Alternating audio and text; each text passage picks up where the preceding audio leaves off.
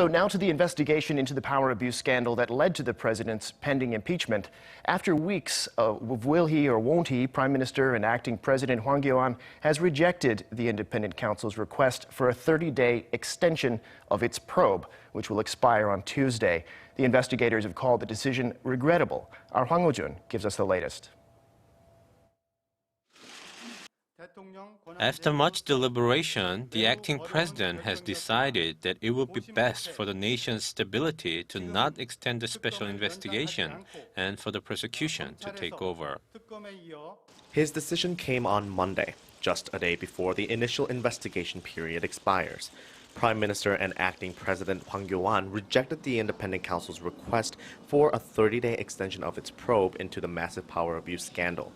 Hwang was quoted as saying the investigation could influence the next presidential election, which could happen around May if the Constitutional Court upholds the impeachment motion against President Park Geun-hye.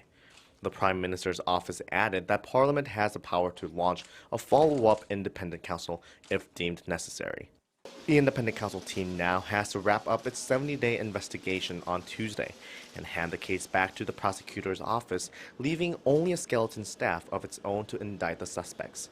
The council will decide by tomorrow whether to indict a list of at least 10 suspects, including Choi Soon-sil, the woman at the center of the scandal, and Samsung Electronics vice chairman Lee Jae-yong.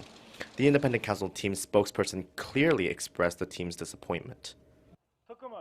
It's regrettable the team wasn't able to execute the search warrant on the presidential office, which had been legally obtained by the court, and wasn't able to carry out the face-to-face questioning with the president.